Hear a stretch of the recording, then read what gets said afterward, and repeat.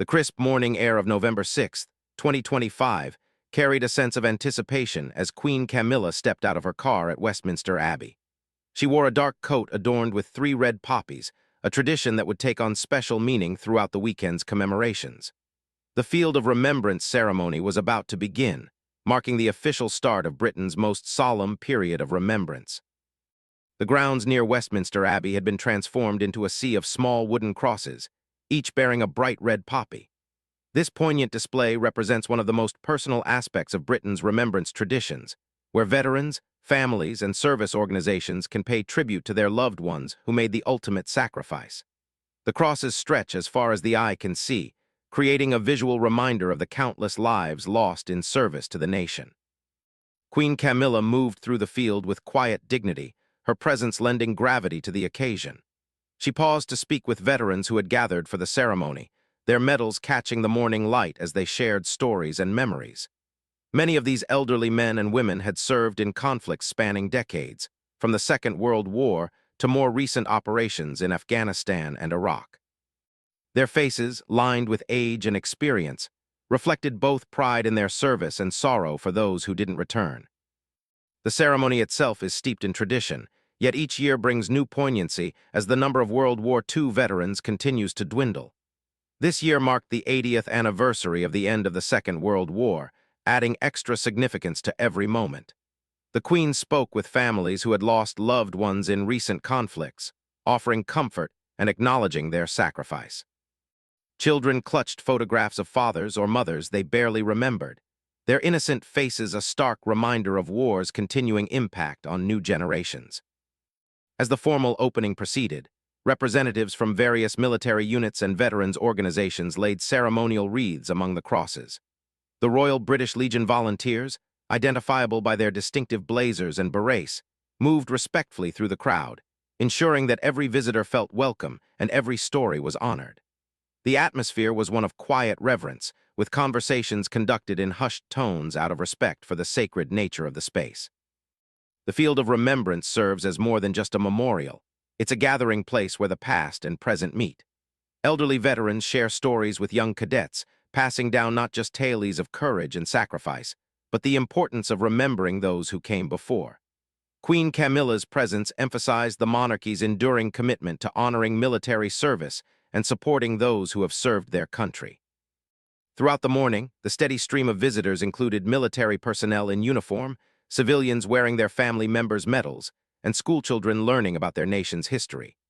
Each cross tells a story, representing not just a name or a number, but a life cut short, dreams unfulfilled, and families forever changed by loss. The royal presence transforms this personal act of remembrance into a national moment of recognition. The ceremony concluded with a moment of reflection, as Queen Camilla stood silently among the crosses, her head bowed in respect. The autumn sun broke through the clouds, casting long shadows across the field and illuminating the red poppies that would soon become the symbol of a nation's gratitude. This opening ceremony set the tone for the weekend's events, establishing an atmosphere of solemn dignity and heartfelt appreciation that would carry through to the larger commemorations to follow. As visitors continued to arrive throughout the day, the Field of Remembrance remained open for private contemplation and personal tributes. The royal opening had officially begun the period of national remembrance, but for many families, the act of placing a cross and saying a quiet prayer was the most meaningful part of their annual ritual of remembrance. The evening of November 8th, 2025, brought a different atmosphere to the royal commemoration as the magnificent Royal Albert Hall prepared for the Festival of Remembrance. The historic venue, with its soaring dome and ornate Victorian architecture, provided a fitting backdrop for what would prove to be one of the most emotionally resonant events of the entire weekend. The evening would mark several significant firsts and create memories that would last a lifetime. As the royal family arrived, photographers captured a particularly special moment. 12-year-old Prince George, dressed impeccably in a dark suit and striped tie, walking alongside his mother, Princess Catherine. This marked the young prince's first attendance at the Festival of Remembrance, a milestone that signaled his gradual introduction to the weightier responsibilities of royal life. His presence was especially poignant given that his father, Prince William, was representing the crown in Brazil for environmental work. demonstrating how royal duties sometimes require difficult choices between important commitments. King Charles and Queen Camilla led the royal procession into the hall. Their arrival met with respectful applause from the audience of veterans, military personnel, and invited guests. The Princess of Wales, elegant in an Alessandra-rich dress with a distinctive white collar that sparked conversations about fashion choices, wore the precious jewelry that connected her to royal history, Queen Elizabeth II's earrings and Princess Diana's engagement ring. These pieces served as tangible links to the past and reminded observers of the continuity of royal service across generations. The evening was hosted by Hannah Waddingham, known for her role in Ted Lasso, who brought both gravitas and warmth to the proceedings. Her introductions were carefully crafted to honor the evening's purpose while making the event accessible to viewers watching at home. The performance lineup featured Sir Rod Stewart, whose stirring rendition of wartime classics brought tears to many eyes, along with Blessing Offor, Sam Ryder, Keela Settle, and the Wellermen, each contributing their unique musical gifts to the tribute. What made this year's festival particularly powerful were the personal testimonies woven throughout the evening. The focus on military children impacted by war brought a human dimension to abstract concepts of sacrifice and service. Young voices shared stories of parents who never returned from deployment, of Christmases celebrated via video calls from distant bases, and of the unique challenges faced by families whose loved ones wear the uniform. These testimonies, delivered with courage and honesty, reminded everyone present that the cost of military service extends far beyond the battlefield. Prince George's behavior throughout the evening drew quiet admiration from observers. Seated between his mother and grandfather, he displayed the composure expected of a future king, while clearly absorbing the significance of the occasion. His attentive posture during the testimonies and respectful participation in the standing ovations showed a young man beginning to understand the weight of his future role. For many in attendance, watching him experience this formal introduction to royal duties evoked memories of his father's and grandfather's own gradual emergence into public life. The musical performances were interspersed with readings and video presentations that brought the audience on a journey through recent military history. The 80th anniversary of the end of World War II provided a framework for reflecting on how the nature of conflict has evolved, while the core values of service, sacrifice, and remembrance remain constant. Veterans from various conflicts sat together in the audience, their shared experience creating bonds that transcended generational and cultural differences. The technical production of the evening was flawless, with lighting and staging that enhanced rather than overshadowed the memorial nature of the event. The Royal Albert Hall's acoustics carried every word and note with crystal clarity, ensuring that the messages of remembrance reached every corner of the historic venue.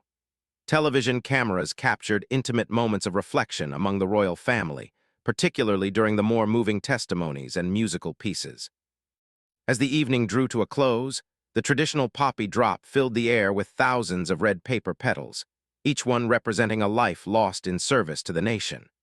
The sight of the royal family, young Prince George included, standing as the poppies fell around them, created one of the most memorable images of the entire weekend.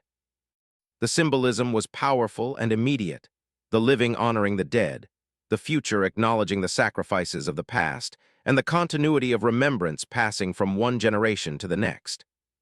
The Festival of Remembrance served as the emotional heart of the weekend's commemorations, combining the grandeur of royal ceremony with the intimate stories of personal loss and resilience. For Prince George, it was a gentle but significant introduction to one of the monarchy's most important annual duties. For the nation, it was a reminder that remembrance is not just about looking backward, but about carrying the lessons and values of service forward into an uncertain future. November 9th, 2025, dawned with an unusually clear sky over London, as if nature itself wished to honor the solemnity of Remembrance Sunday. The morning sun cast long shadows across Whitehall, where thousands of people had already begun gathering for the most significant ceremony in Britain's calendar of remembrance. At the heart of it all stood the cenotaph, the simple yet powerful Portland stone monument that has served as the focal point for national grief and gratitude for over a century. King Charles III arrived in the uniform of a field marshal, the dark fabric adorned with ribbons and insignia that spoke of a lifetime of military connection and royal service. At 76 years old, the king carried himself with the dignity befitting the occasion, though observers noted moments when emotion seemed to overcome him during the ceremony. His presence at the cenotaph represented not just his role as sovereign, but his position as the living link between the monarchy and the armed forces that have served the crown through countless conflicts. The arrangements for the ceremony reflected both tradition and the current realities of the royal family. Notable by his absence was Prince Andrew, whose recent removal from royal duties following the Jeffrey Epstein scandal meant he would not participate in this most public of royal occasions. His exclusion served as a stark reminder that royal privilege comes with responsibilities and that the monarchy's reputation must be protected, especially during events as sacred as Remembrance Sunday. As Big Ben's chimes echoed across London at precisely 11 o'clock, the entire nation fell into silence. The 2 minutes that followed were broken only by the sound of wind rustling through the autumn leaves and the distant hum of London traffic that never quite stops. In those 120 seconds, the gathered crowd of military personnel, veterans, dignitaries, and members of the public shared a collective moment of reflection that connected them to similar gatherings in towns and cities across Britain and the Commonwealth. The king's wreath, placed first as protocol demands, was a masterpiece of symbolic design. 41 red poppy petals mounted on black leaves echoed the arrangement used by his grandfather, King George VI, creating a visual link between the current monarch and the wartime king who led Britain through its darkest hour.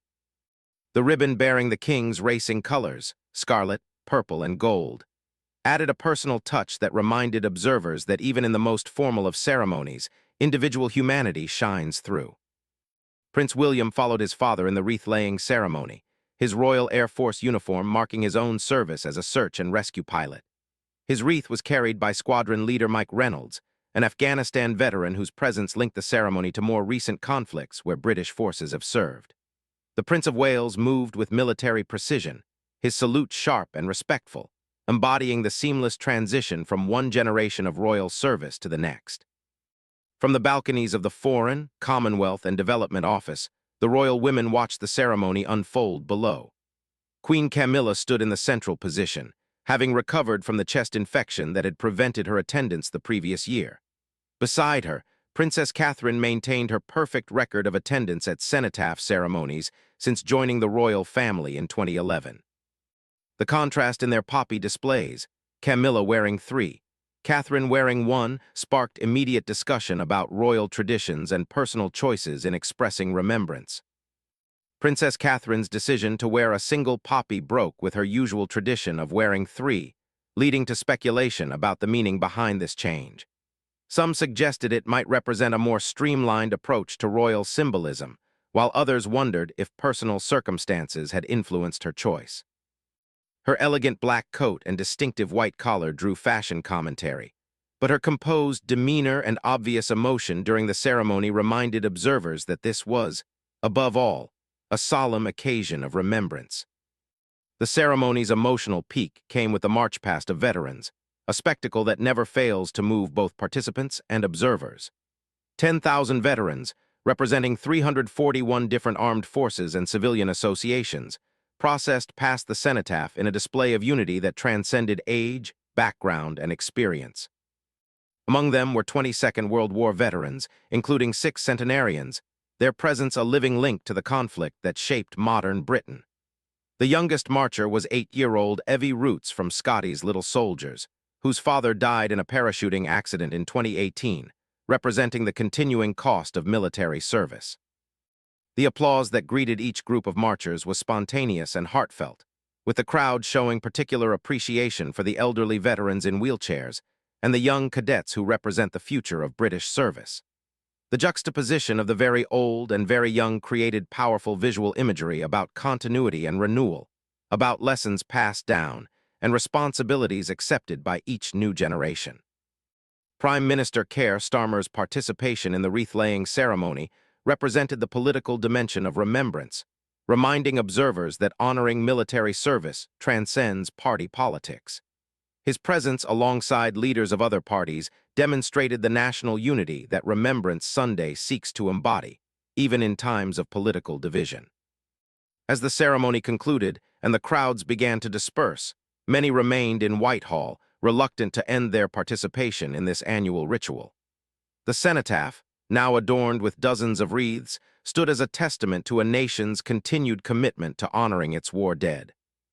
For the royal family, the ceremony represented the successful fulfillment of one of their most important annual duties, carrying forward traditions that connect modern Britain to its historical struggles and sacrifices.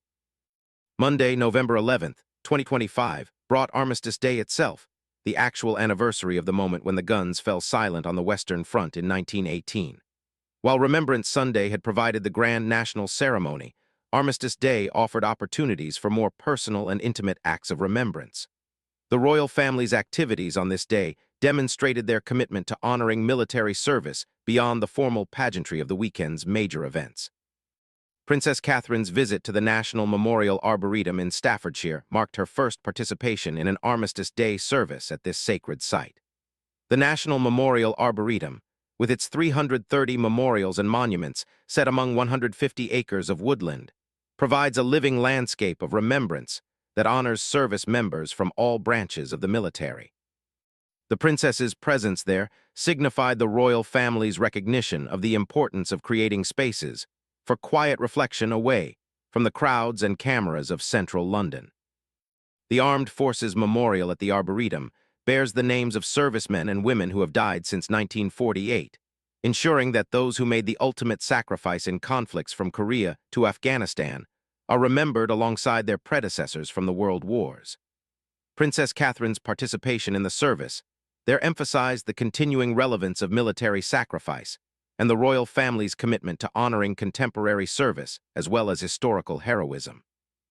Meanwhile, Prince William's contribution took a different but equally meaningful form through a video message for the Royal British Legion's Remembrance Assembly. His inability to attend in person due to his environmental work in Brazil highlighted the complex balancing act that modern royals must perform, managing multiple important commitments while ensuring that essential duties are fulfilled. The video message allowed him to reach a wider audience than physical presence might have permitted, demonstrating how the monarchy adapts traditional responsibilities to modern communications methods. The video message itself was carefully crafted to speak directly to young people who might be learning about remembrance for the first time. Prince William's words emphasized not just the historical importance of honoring the fallen, but the ongoing relevance of the values they fought to protect. His message stressed themes of service, sacrifice, and the responsibility each generation has to learn from the past while working to create a more peaceful future. In a particularly touching display of international remembrance, Princess Anne and Vice Admiral Sir Tim Lawrence participated in commemorations at Gallipoli Barracks in Brisbane, Australia. Their presence there during the centenary of the Royal Australian Corps of Signals demonstrated the global nature of Commonwealth remembrance and the royal family's commitment to honoring service members wherever they served. The wreath-laying ceremony at the 7 Combat Signal Regiment Memorial connected British and Australian military traditions while acknowledging the shared sacrifice of Commonwealth forces.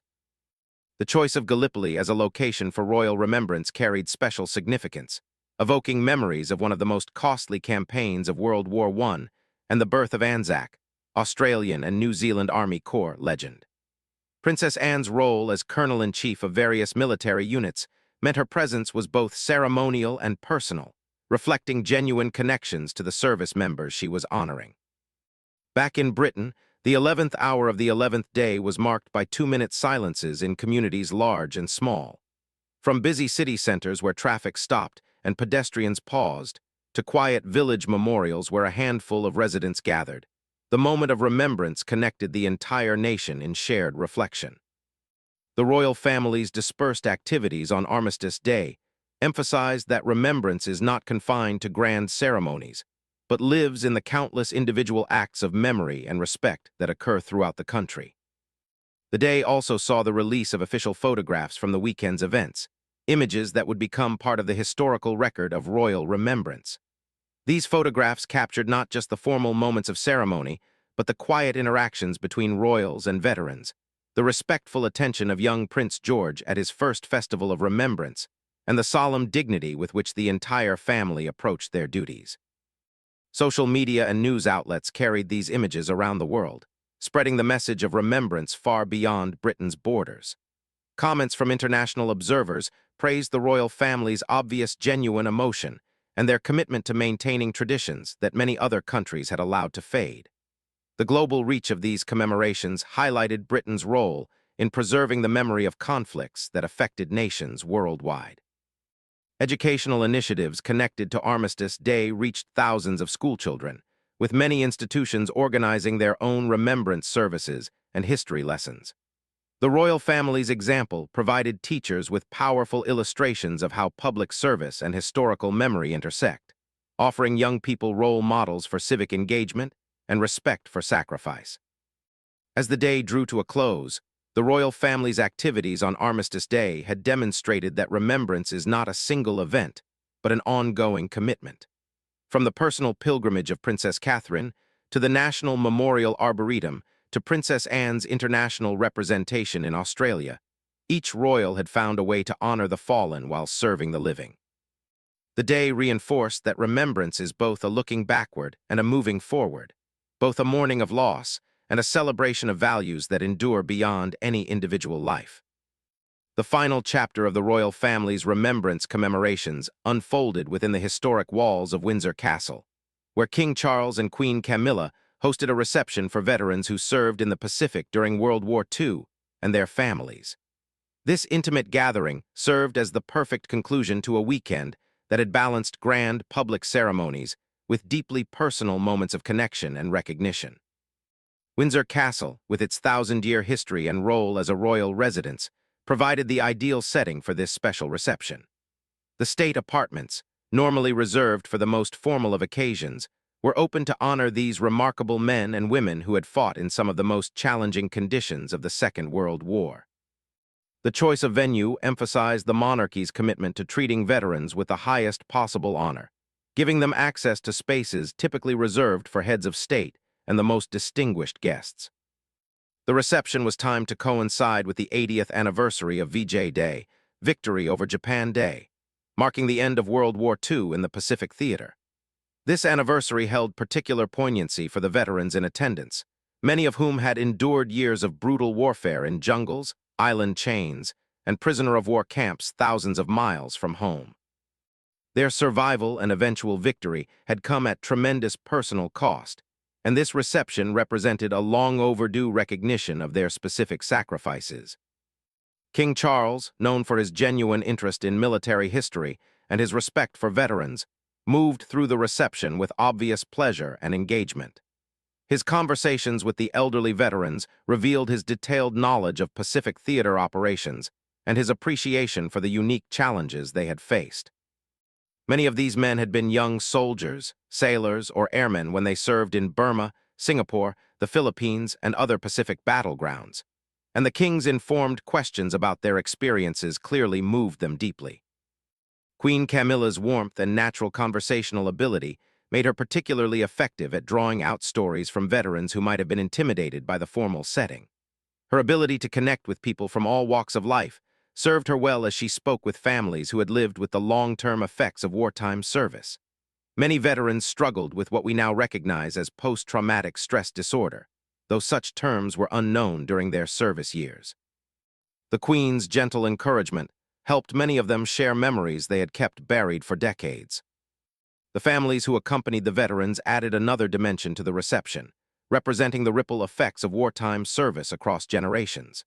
Children and grandchildren heard stories that had never been shared at home, learning about the experiences that had shaped their loved ones' entire lives. For many families, the royal recognition of their relatives' service provided a sense of closure and validation that had been missing for 8 decades. The castle's staff had prepared displays of Pacific War memorabilia, including maps, photographs, and personal artifacts donated by veterans or their families. These exhibits created conversation starters and helped younger family members understand the geographical scope and complexity of the campaigns their relatives had participated in. The King and Queen spent considerable time examining these displays with the veterans, often prompting detailed explanations of particular battles or operations.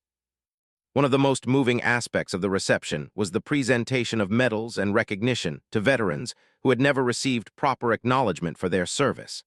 Some had been prisoners of war whose suffering went unrecognized for decades, while others had participated in classified operations that couldn't be honored until military secrets were declassified. The king personally presented these honors, taking time to read the citations and ensuring that each veteran understood the specific nature of their recognition. The reception also served as an opportunity to discuss the ongoing care and support of Britain's aging veteran population. Representatives from various military charities and support organizations were present, creating opportunities for veterans and their families to learn about assistance programs and connect with services they might need. The royal patronage of these organizations added weight to their missions and helped ensure continued public support for their work. Throughout the afternoon, professional photographers and videographers captured the interactions between the royals and their guests, creating a permanent record of this historic gathering.